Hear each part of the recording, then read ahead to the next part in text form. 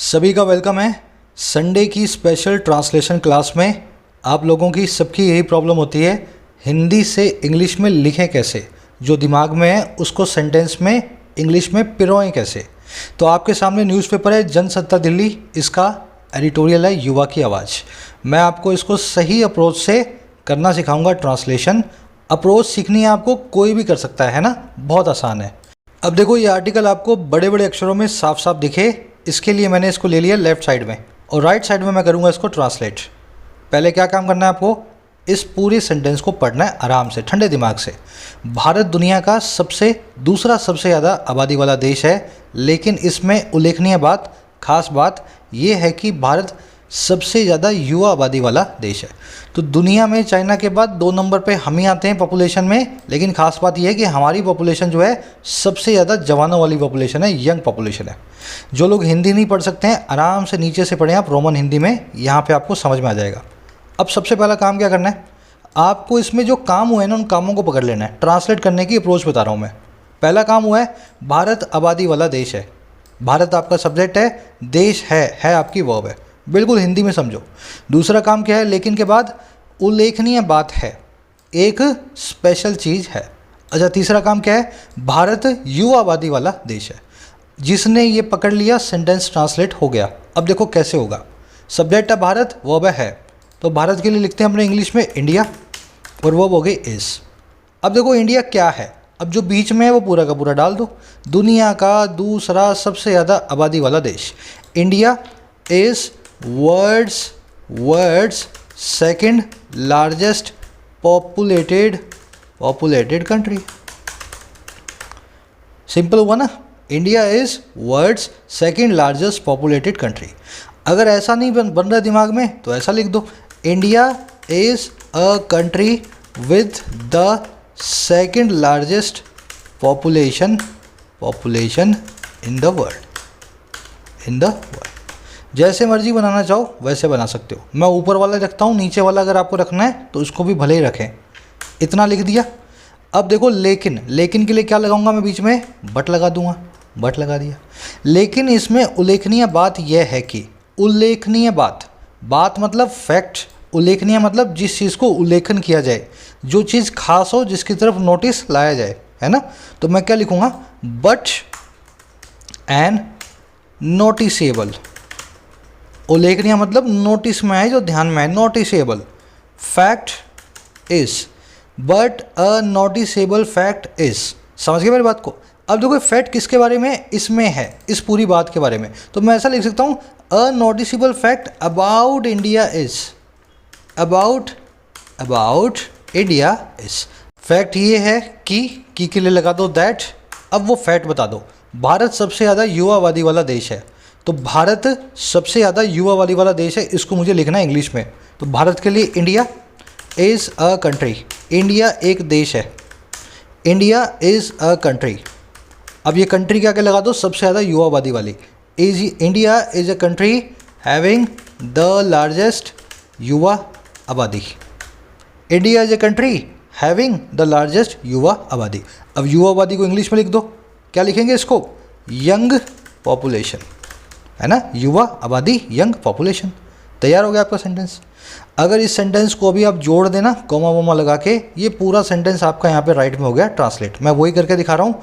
But को जोड़ा जाता है सेंटेंस में कोमा के साथ, ठीक है। बट को मैंने जोड़ दिया कोमा के साथ, इस अ को छोटा कर दें। अच्छा, दैट को जोड़ा जाता है इंग्लिश में बिना कोमा के, ठीक है। तो मैंने बिना कोमा के दैट को जोड़ दिया, इसके बाद में पूरा सेंटेंस रेडी। अब इस सेंटेंस को आप कितना भी डेकोरेशन कर लें, इसका बेसिक ढांचा आपने कर लिया है तैयार। मैं थोड़ी डेकोरेशन करके दिखा देता हूँ, किसी को और अच्छे से लिखना हो तो एक बार पढ़ ले पूरा। India is world's second largest populated country, but a noticeable fact about India is that India is a country having the largest young population. Young population को आप यूथ पॉपुलेशन भी लिख सकते हैं, है ना। यंग और यूथ एक ही बात है। अब देखो मैं अच्छे से वर्ड्स को यूज़ करके इसको थोड़ा डेकोरेट करूँगा। नोटिसिएबल, आपने एडिटोरियल में वर्ड बहुत पढ़ा है, जिस चीज़ की तरफ आपका ध्यान जाए। इसका एक बहुत अच्छा सिनोनिम है अपने पास, रिमार्केबल। तो आप रिमार्केबल को लगाएं, अच्छा वर्ड है ना रिमार्केबल।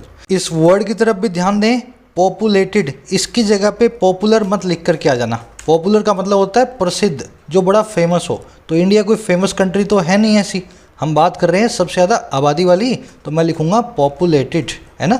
सेंटेंस आपका रेडी है। चलो आगे बढ़ते हैं, एक और सेंटेंस को बनाएंगे इसी तरीके से। मैं आपको एनकरेज करूँगा सभी लोग इसी तरीके से अपना अपना सेंटेंस बना करके देखें, ठीक है। चलो इसको मैं नीचे ले लूँ। ये आपका दूसरा सेंटेंस है, इसको भी उसी अप्रोच से हमें करना है ट्रांसलेट। लेकिन उससे पहले वीडियो को एक अच्छे बच्चे की तरह से लाइक और एक शेयर ज़रूर दें। आपका प्यार बहुत मिल रहा है इन वीडियोस को, इसीलिए मैं हर वीक ला रहा हूँ। जब तक प्यार मिलता रहेगा मैं तब तक लाता रहूँगा। 3000 लाइक्स का छोटा सा टारगेट है, ज़रूर से पूरा करें, है ना। चलो आ जाओ। इसका सरल सा सीधा सा मतलब ये है कि भारत के पास आज वर्तमान में, या भारत के पास आज की डेट में बेहतर मानव संसाधन उपलब्ध है। मानव संसाधन का मतलब होता है ह्यूमन रिसोर्स। हमारे यहाँ की वर्क फोर्स, हमारे यहाँ के मजदूर और कारीगर कहलाते हैं मानव संसाधन, है ना। चलो इसको ट्रांसलेट करेंगे। पहला क्लोज देखो यहाँ पे सीधा सा मतलब ये है। पहला क्लोज है मतलब है, और दूसरा क्लोज क्या है, सब्जेक्ट वर्ब। भारत के पास वर्तमान में मानव संसाधन उपलब्ध है। दो ही चीज़ें पकड़नी है आपको, पहला तो कि मतलब है, और दूसरा मानव संसाधन या ह्यूमन कैपिटल उपलब्ध है, अवेलेबल है। अब इन दोनों को मैं जोड़ जोड़ के बना दूंगा पूरा सेंटेंस। देखो कैसे बनाना है। अगर मैं ऐसा लिखूं, इसका मतलब है, इट मीन्स, इसका मतलब है, इट मीन्स, सिंपली बना दिया ना इसको हमने, इट मीन्स। और सरल सा मतलब सीधा सा, तो मैं लिखूंगा सिंपल, इट सिंपली मीन्स। समझ गए मेरी बात को। इसका सीधा सा मतलब है इट सिंपली मीन्स। अब देखो इसके बाद आप क्या लगाओगे, मतलब यह है कि दैट को लगा दो, कि मतलब दैट। भारत के पास आज वर्तमान में बेहतर मानव संसाधन उपलब्ध है। अब इस सेंटेंस को लिखने के कई तरीके हैं। सिंपलेस्ट तरीका क्या है मैं बताता हूँ। अब देयर से शुरू करो। There is availability. अवेलेबिलिटी मतलब उपलब्धता, किसी चीज़ के अवेलेबल होने की quality. There is availability of मानव संसाधन। देयर इज अवेलेबिलिटी ऑफ मानव संसाधन। अब मानव संसाधन मतलब इसके लिए इंग्लिश वर्ड यूज़ करो, ह्यूमन कैपिटल। ह्यूमन रिसोर्स भी बोल सकते हो, ह्यूमन कैपिटल भी बोल सकते हो। It simply means that there is availability of human capital. अब बाकी के बचे हुए वर्ड्स को जोड़ दो। आज के लिए मैं लगाऊंगा टुडे, तो मैं यहाँ पे लिख देता हूँ लास्ट में टुडे, कोमा लगा के, एडवर्ब ऑफ टाइम। अच्छा, बेहतर, बेहतर के लिए हमारे पास वर्ड है बेटर।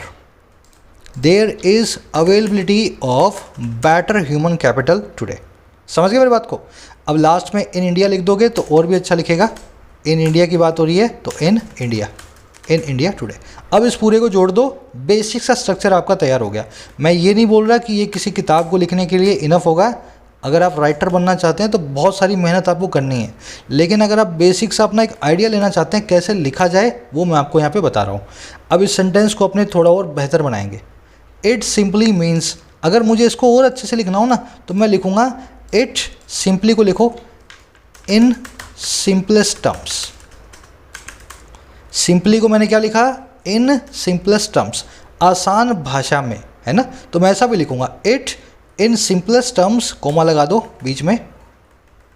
सिंपली एडवर्ब है, इन सिंपलेस्ट टर्म भी एडवर्बियल फ्रेज है, कोमा से कोमा लगा के इसको बीच में हमें ऐड करना है। तो it in simplest terms means that there is availability of better human resources या कैपिटल इन इंडिया टुडे। ठीक है। अब ये तीसरा सेंटेंस है। एक चीज़ का ध्यान रखें आप, सेंटेंस को तो मैं ट्रांसलेट कर दूंगा, लेकिन आपको भी करना पड़ेगा अपने हाथ से। अगर आप करोगे नहीं ना तो ये अप्रोच आपके काम नहीं आएगी। मुझे तो आता है करना, पर मुझे देख करके आप सीखोगे तब जब आप कोशिश करोगे। साथ ही साथ वो लोग जो किसी एग्ज़ाम की प्रिपरेशन कर रहे हैं और लिखने के लिए एक्सक्लूसिव गाइडेंस चाहते हैं मेरी, है ना, आप मेरा व्हाट्सएप प्रोग्राम ज्वाइन कर सकते हैं। ज्वाइन बटन पे प्रेस करके एक्सक्लूसिव मेंबरशिप पे जाएंगे, लास्ट वाली पे। यहाँ पे इस प्रोग्राम के अंदर आपको मेरा व्हाट्सएप कॉन्टैक्ट मिलता है। मैं कुछ घंटों के लिए हर वीक ऑनलाइन आता हूँ मेंबर्स के लिए, और आपकी राइटिंग के लिए आपको इम्प्रूव करने के टिप्स देता हूँ, है ना। अपनी राइटिंग को आप चेक भी करवा सकते हैं जो आप रोज़ लिखते हैं थ्रू व्हाट्सएप। शुरू करें आगे। अगर भारत इस युवा आबादी का सकारात्मक इस्तेमाल नहीं कर पाया तो हमारे सामने भविष्य में एक गंभीर समस्या खड़ी हो जाएगी, क्योंकि यही युवा आने वाले समय में बूढ़े हो जाएंगे। अब ये सेंटेंस आपको टेस्ट कर देगा पूरा, है ना, ध्यान से करना। अगर भारत इस युवा आबादी का सकारात्मक इस्तेमाल नहीं कर पाया, तो पहला काम हुआ है भारत इस्तेमाल नहीं कर पाया, अगर, है ना, पहला काम। दूसरा काम, एक गंभीर समस्या खड़ी हो जाएगी। तीसरा काम, यही युवा बूढ़ा हो जाएगा। बस 3 चीज़ें पकड़ ली, सेंटेंस आपका रेडी। अब देखो सेंटेंस कैसे रेडी करना है। भारत इस्तेमाल नहीं कर पाया, तो अगर के लिए तो लगा दो इफ़, है ना, भारत के लिए लगा दो इंडिया। और इस्तेमाल नहीं कर पाया, बात हो रही है फ्यूचर की। अगर ऐसा नहीं हुआ, फ्यूचर की बात हो रही है, तो फ्यूचर के लिए टेंस होता है विल लगा करके फ्यूचर टेंस। इफ़ इंडिया, अब देखो इस्तेमाल नहीं कर पाया, यहाँ पे एबल होने की बात हो रही है, किसी काम को करने के सक्षम होने की बात हो रही है ना। तो मैं बात करूँगा if India will not be able, और क्या करने में, टू यूज़, टू इस्तेमाल, है ना, इस्तेमाल को बोलते हैं यूज़। अभी ये सेंटेंस गलत है, अभी परेशान मत होना, इसको मैं बाद में सही करूँगा, है ना, कंडीशनल लगाएंगे, अभी रुक जाओ। If India will not be able to use, अब देखो किसको यूज़ करना है, वो यूज़ के बाद में रख दो, यूज़ वर्ब का ऑब्जेक्ट क्या है, इस युवा आबादी को, यूज़ द युवा आबादी। युवा आबादी को क्या बोलते हैं, अभी हमने सीखा है यूथ पॉपुलेशन या यंग पॉपुलेशन, ठीक है। If India will not be able to use the युवा आबादी, द यूथ पॉपुलेशन, है ना। और कैसे करना है, सकारात्मक तरीके से, मतलब positively, in a positive manner, in a positive manner. बस तैयार हो गया, इतना कर दिया। अब कोमा लगा दो, बाद में इसको संवारेंगे, अभी लिख करके छोड़ दो। अब आगे देखो, तो हमारे सामने भविष्य में एक समस्या खड़ी हो जाएगी।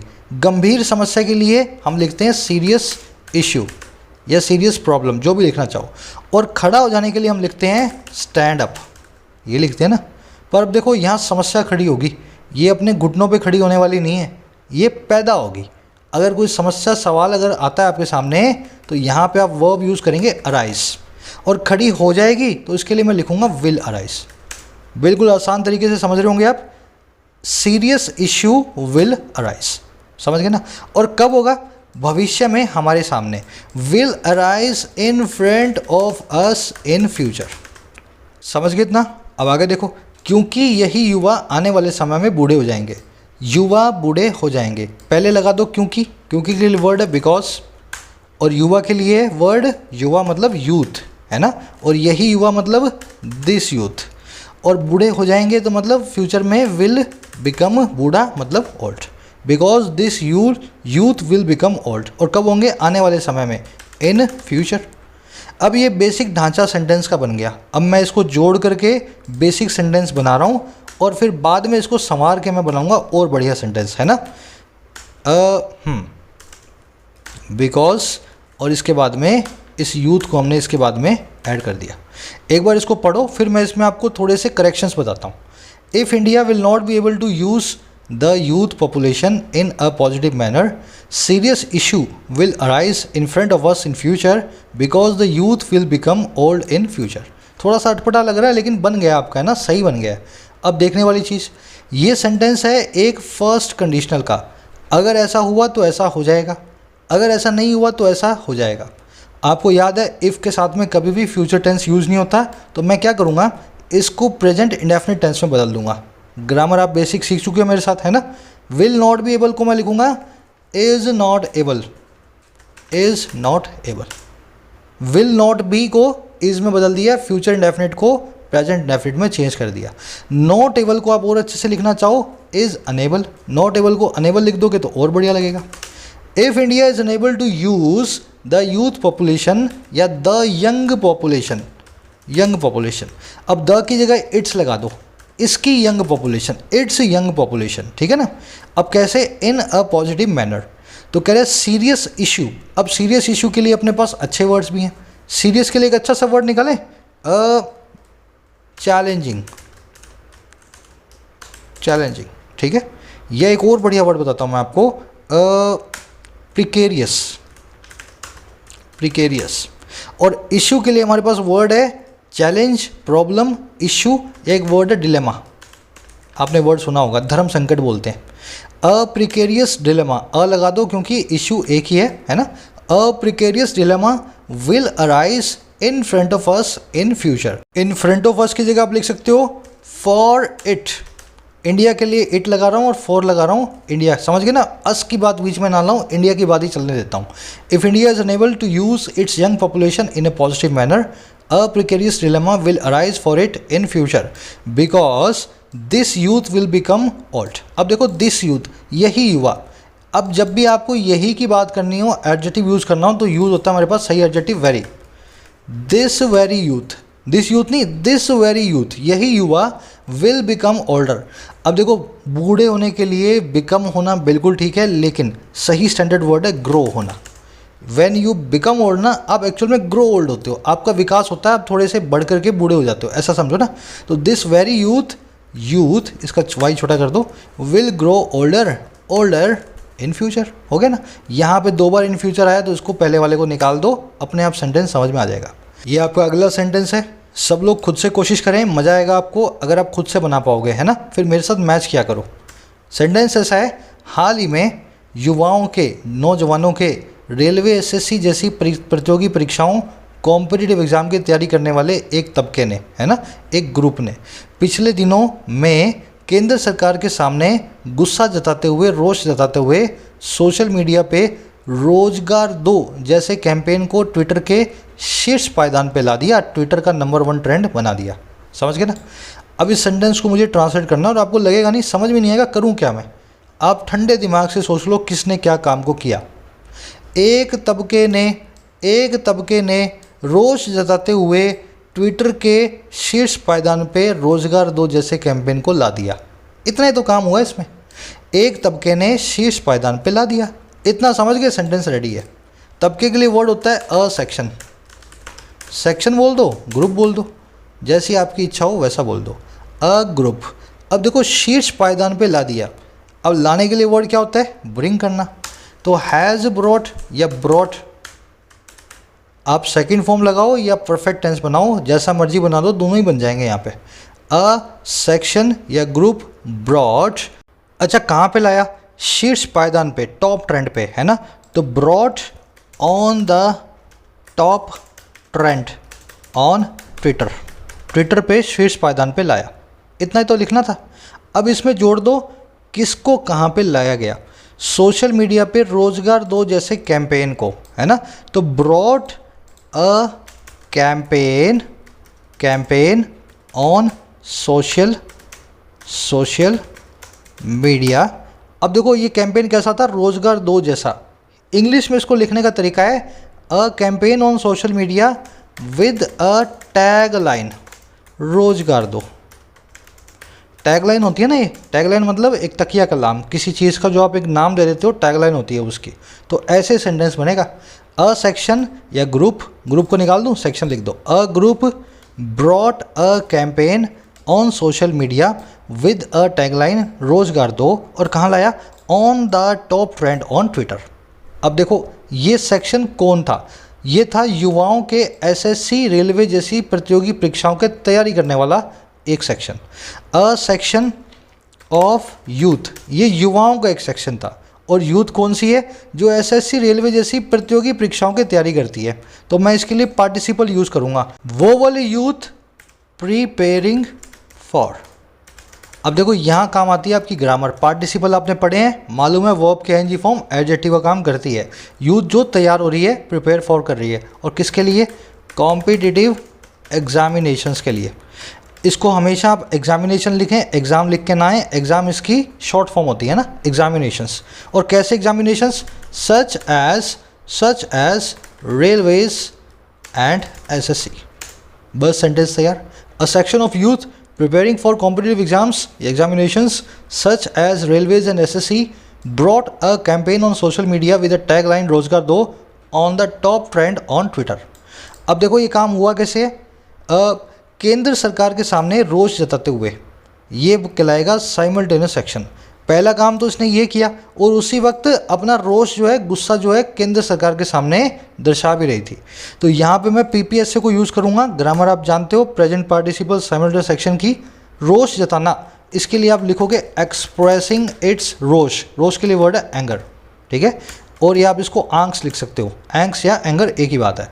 एक्सप्रेसिंग इट्स एंग्स या एंगर किसके सामने, केंद्र सरकार के सामने, इन फ्रंट ऑफ द केंद्र सरकार, द सेंट्रल गवर्नमेंट। बस रेडी है ना। अब इसको जोड़ दो इसके साथ में, कॉमा लगाया, इसका सही किया ई को और इसके साथ में जोड़ दिया। ये सेंटेंस हो गया आपका एकदम 100% रेडी। लास्ट सेंटेंस करेंगे आज का। इसके बाद मैं आपको आज का क्विज भी दूंगा जिसको आपको खुद से बनाना है, पूरे सेंटेंस को ट्रांसलेट करना है। जाहिर है कि ये ग्रुप सरकार का ध्यान इस ओर खींचने में लगा है कि किस तरीके से उनके भविष्य के साथ खिलवाड़ किया जा रहा है। अच्छे वर्ड्स आएंगे इसमें, ध्यान से देखें। जाहिर है, पहला काम है जाहिर है, ठीक है ना। दूसरा काम है ध्यान खींचने में लगा है, ये ग्रुप सब्जेक्ट ध्यान खींचने में लगा है, इसकी वर्ब। और तीसरा काम है खिलवाड़ किया जा रहा है। तो जाहिर है के लिए मैं वर्ड यूज़ करूँगा, जाहिर के लिए एविडेंट, और है के लिए मैं यूज़ करूँगा इज़। अब शुरू में इट लगा दो, इट इज़ एविडेंट, ठीक है ना। एविडेंट या इसको अपरेंट भी बोल सकते हो, और कुछ याद ना आए तो क्लियर भी बोल सकते हो। It is apparent, it is evident और इट इज़ क्लियर। अब क्या क्लियर है कि दैट वो ये की, ये जो ग्रुप है, दिस जो सेक्शन है, दिस सेक्शन ऑफ यूथ लिख देना और अच्छे से समझ में आएगा ना। ये जो ग्रुप है सरकार का ध्यान खींचने में लगा है, तो दिस ग्रुप या सेक्शन ऑफ यूथ ध्यान खींचने में लगा है। अब इसके लिए मैं क्या बोलूँगा, is trying to grab the attention. ध्यान खींचना मतलब ग्रैब करना अटेंशन को, और ट्राई करना मतलब कोशिश करना। तो ये यूथ कोशिश कर रहा है अटेंशन को ग्रैब करने की। अटेंशन को अगर ग्रैब याद नहीं आ रहा तो आप अट्रैक्ट भी लिख सकते हो, अट्रैक्ट द अटेंशन, ठीक है ना, अट्रैक्ट द अटेंशन। और किसकी भाई, सरकार की, ऑफ द गवर्नमेंट। अच्छा क्या अटेंशन है, उनके भविष्य के साथ किस तरीके से खिलवाड़ किया जा रहा है। तो किस तरीके से के लिए अपने पास वर्ड है हाउ, और खिलवाड़ किया जा रहा है किसके साथ, भविष्य के साथ, हाउ। अब मैं इसको पैसिव में बनाऊंगा, देयर फ्यूचर आर बीइंग खिलवाड़। समझ गए ना, खिलवाड़ का सही वर्ड यूज़ कर लेंगे। मैंने पैसिव सेंटेंस बना दिया है, देयर फ्यूचर्स आर बीइंग खिलवाड़। खिलवाड़ के लिए सही वर्ड होता है मैस विद। अगर मैस विद याद ना आए तो प्ले विद, ठीक है ना। प्ले विद या मैस विद एक फ्रेजल वर्ब होती है, इसका मतलब होता है किसी से खिलवाड़ करना। How their futures are being messed with और प्लेड विद, वर्ब की थर्ड फॉर्म यूज़ करें। समझ गए ना। अब इस पूरे सेंटेंस को जोड़ दो, ठीक है। इसको ऐसा जोड़ा, इसको सब छोटे कर दो अक्षरों को, बीच में कभी कैपिटल लेटर्स नहीं आते बिना बात। यहाँ से इसको जोड़ दो। गवर्नमेंट का जी बड़ा ही रखा जाता है ना, हमेशा सरकार का जी बड़ा रखा जाता है। इस टी का भी छोटा कर दो। अब देखो इस सेंटेंस में कुछ कमी लग रही है।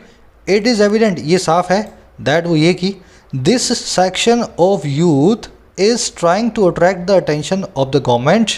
अब देखो किसकी तरफ, यहाँ पे लिख दो टूवर्ड्स, ट्राइंग टू ग्रैब या attract the attention of the government towards, इस तरफ। और वो तरफ क्या है, how their futures are being messed with या प्लेड विद। Sentence ready. अब मैं इसमें एक और काम कर सकता हूँ, इट इज़ एविडेंट या अपरेंट को मैं ऐसा लिख सकता हूँ एविडेंटली।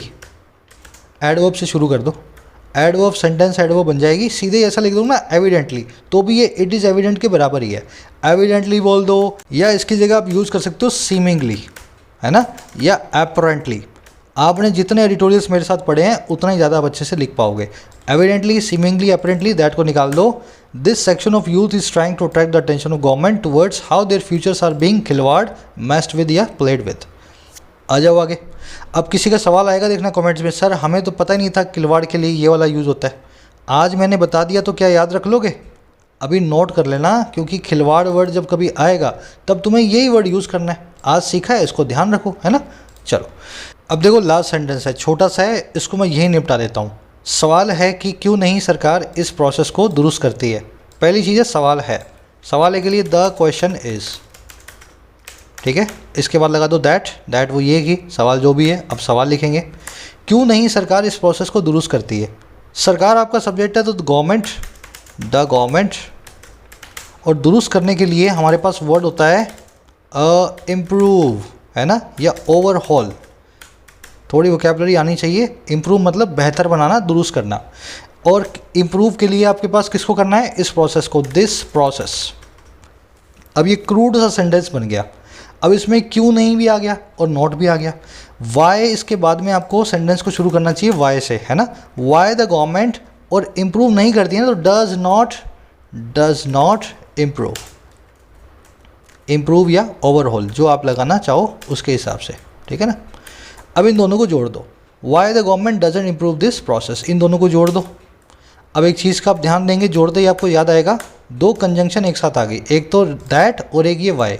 वाई रिलेटिव एडवर्ब होती है, आपको मालूम है सेंटेंस के बीच में आ जाए तो कोई दूसरी कंजंक्शन की ज़रूरत नहीं है, इसको निकाल दोगे तो सेंटेंस अपने आप सही हो जाएगा।